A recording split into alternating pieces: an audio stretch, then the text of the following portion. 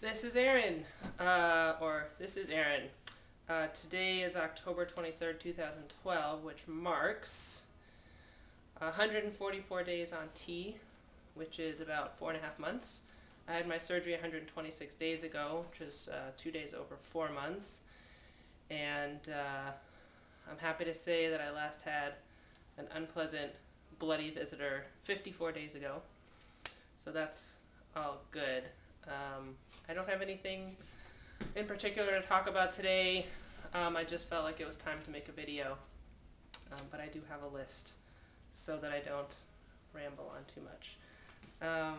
My newest thing is I got new earrings I borrowed from a friend. They do go all the way through, but they're so tiny you can't really tell. But I had been wearing the loop with the ball, the captive ball piercings. And I really liked that, and I kept taking them thicker and thicker because it seemed really manly to me. But I feel like wearing those earrings was interfering with me being read as masculine to people. And I think I'll probably go back to them when I have some facial hair. But for now, I thought I'd go for something a little smaller. And I like them. They're working for me for now.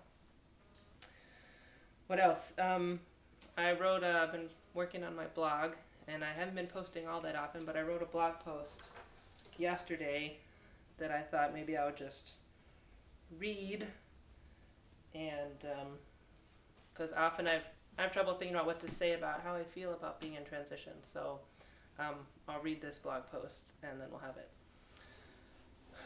I've been quiet these past few weeks, though there has been a lot of noise in my head. I've been trying to tease out the signal from the noise.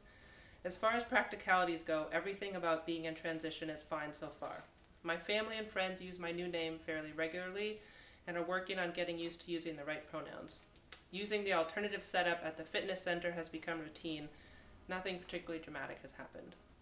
However, I've been preoccupied lately with the realization that internally, this part of the transition is hard for me and is lonely. I'm so in between right now, and in between is a hard place for me to be. I'm definitely not a woman, but I'm also not a man and not seen as a man. I try to see myself as male too in the mirror, and my body just isn't there yet. My face and my shape are still more female than male. Though really more than my specific male-female status, it's the in-betweenness of not being where I was anymore and not being where I'm going yet that's hard. I feel constantly like I'm not sure who I am. My voice is in between too. I've lost the qualities in my voice that gave me the most pleasure, but my voice hasn't gained the qualities that will make it truer to me. Now my voice just always sounds strange to me, kind of gravelly, kind of tired, kind of hard to hear, kind of not fully there, like it's gone into a cocoon. It was a beautiful butterfly before it went into the cocoon. What will it be when it comes out? Those of you who know me will attest to the fact that I like numbers. I like math. I love the neat things you can do using calculus, geometry, and differential equations, and I think pi is interesting and that Euler's identity is beautiful. But the kind of numbers I'm drawn to most often, most naturally, every day, are integers. There is no in-between about integers. An integer is either one number or another number. It's not imaginary, it's not fractional, it's not irrational. It's not going anywhere or becoming anything else. It's solid, reliable, and sure. It's square, or prime, or even or odd, or perhaps perfect. In between is exhausting some days and lonely so much of the time. No one else I know is where I am, so in between. I already got some comments on this, and I had a couple of people talk to me about how pregnancy is also in between, which is true, and that it's good for me to be in between. It's a learning place for me. So I don't feel quite as bad about it now. What else? So I went to see the voice lady, Anita Kozan, last week to talk about my voice, and she gave me a couple of suggestions. It kind of hurts. I mean, it's hurting right now just talking on this video, and it's been like, I don't know, 4 minutes.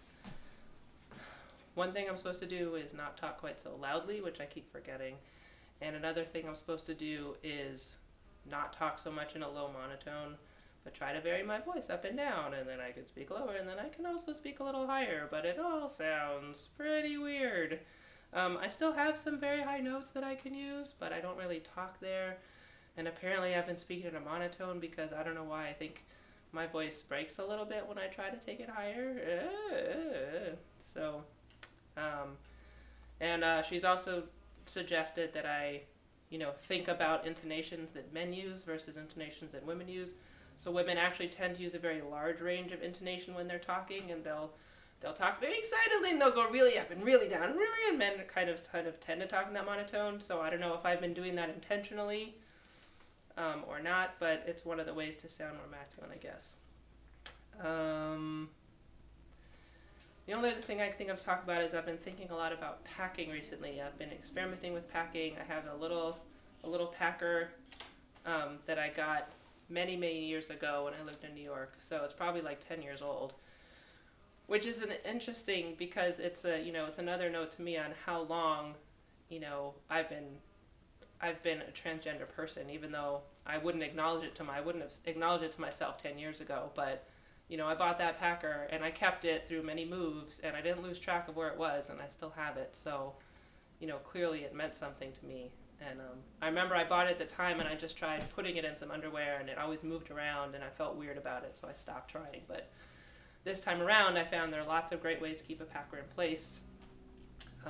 There's a simple holder you can make yourself. I forget what it's called, but you just need a little bit of sewing and some elastic, and then there's great stuff you can get at Tool Shed Toys for holding packers in place. Like the basic packing jock is also another simple one. So I kind of have mixed feelings about packing. I like how my pants and my underwear and my body look when it's on me. It seems more right, more rectangular outline down there than a triangle. But at the same time, I also feel weird about wearing it. I wonder, like, if people will notice it. People who know me will notice it and be like, what is that in your pants? Not that they would say anything because this is Minnesota, but, to notice and wonder. And also sometimes when I put it on, like, just having it on is distracting and kind of arousing, and I don't really want that distraction. So I don't know exactly how I feel about it. I've kind of been going back and forth about wearing it and not wearing it. My spouse really likes it. She is very excited when I'm wearing it. She likes to reach over and grab my crotch and say, "Huevo check." So the amount of appreciation she's had for my transition and her joy, and she's been enjoying my little changes, and she's been enjoying the happier that I've been, and she's been enjoying the changes in my body. And I'm so grateful for that, because I think if she weren't simply on board with the transition, it would be hard. And to have her not only on board but enthusiastic is really, I don't even have an adjective for how important that is to me. So before I forget, because I was going to do this earlier, let's take a look at my 4.5 month post-op chest situation here.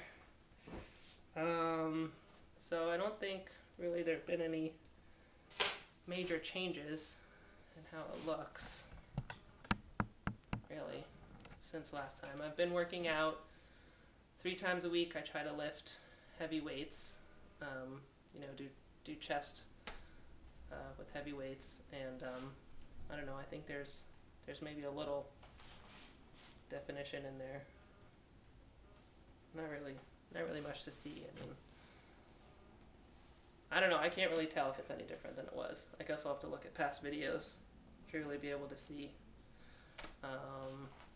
But the incisions are over here. It's really red and thick, and it's stretched out a bit. I'm not so happy about that. And then over here, there's some areas where it even seems to have disappeared. So I don't know what that's about. And I don't know if it's possible to see my belly hair here. I've got some definite belly hair, which is pretty exciting. I've also got a lot more hair on my legs, my thighs anyway. My shins have always been hairy. I can't tell if they've gotten more hairy, but my belly's hairy and my thighs are hairy. And I'm put on like 15 or 20 pounds. I don't know exactly where it went, if it's in my muscles or if it's in my belly or where it is. But that's, all right, I think that's all I can think of to say. that's it for now, I guess. Peace.